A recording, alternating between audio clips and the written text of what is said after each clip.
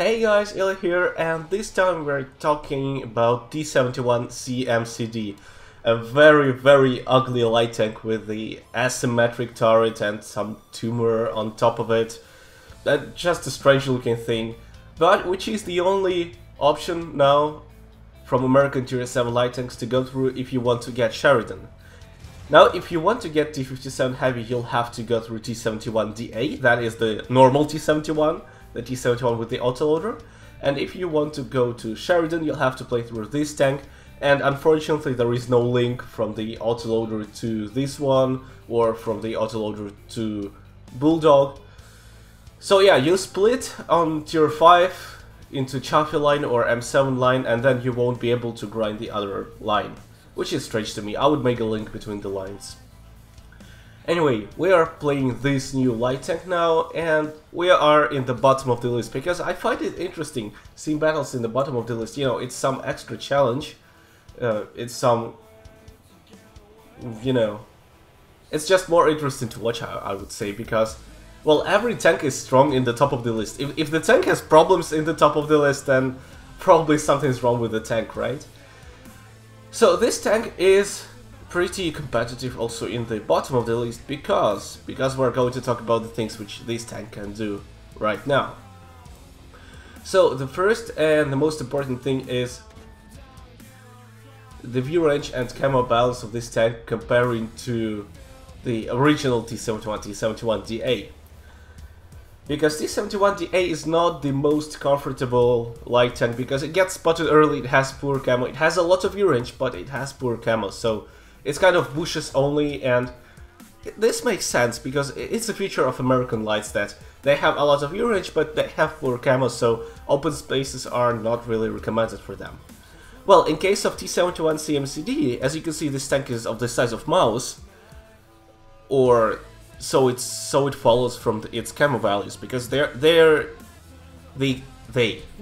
camo values of this tank of around 27, maximum 28%, which is the worst of all light tanks in the game from tier 5 and above. Like, it's worse than Sheridan's camo. Why? I don't know. And like, why couldn't they make it the same camo value as the regular T71 with the autoloader? Yeah, like, this one is a bit bulkier than that T71, but only this one huge, so that it has camo like, well, pretty much almost like a medium tank, you know, the medium tanks with good camo have camo like that.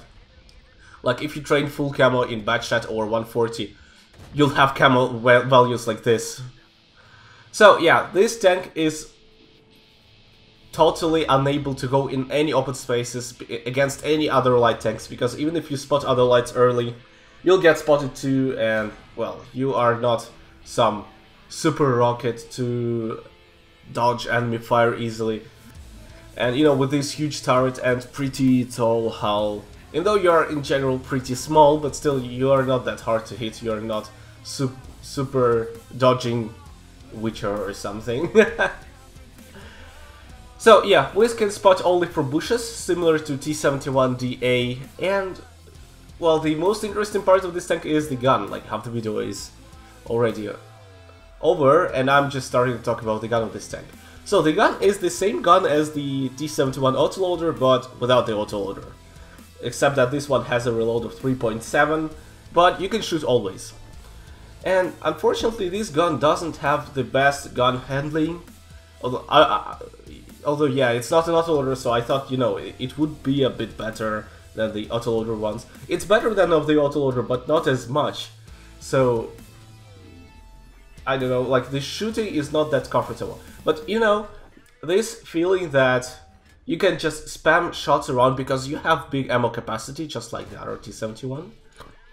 You have a lot of ammo, which means that you can really afford to spam some ammo around, and you never have to worry about losing chance to deal damage. You know, if you just miss everything with the autoloader, then you'll sit useless for 20 seconds, and in this tank you're always ready to fire.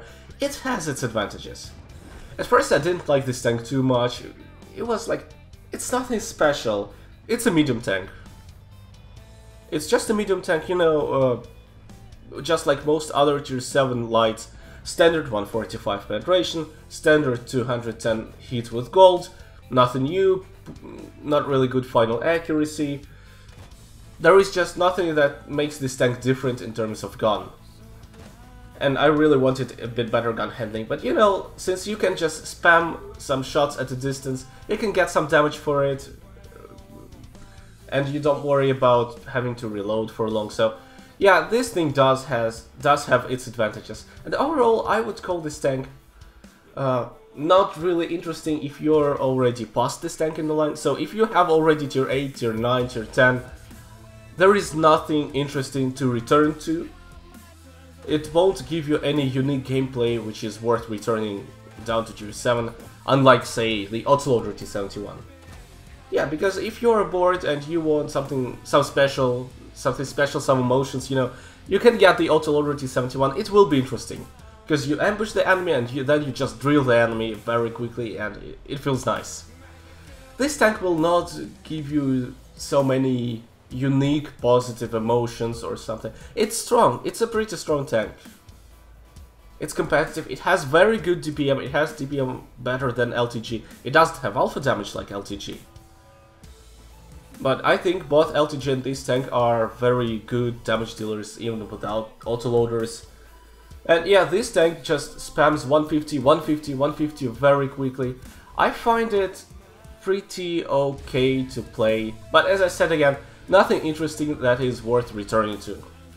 And yeah, this tank is competitive in bottom of the list, which is always nice, so you won't struggle so much in it. You can find an opportunity to deal damage because you can flank easily, you're maneuverable and everything. So yeah, it's ugly and pretty boring and not interesting in terms of gameplay. Just a tier 7 light tank, and that's it. So if you have this tank, leave your opinion about this tank in the comments, or just leave your opinion about what you saw in this video. Thank you for watching, guys, and see you in the next videos.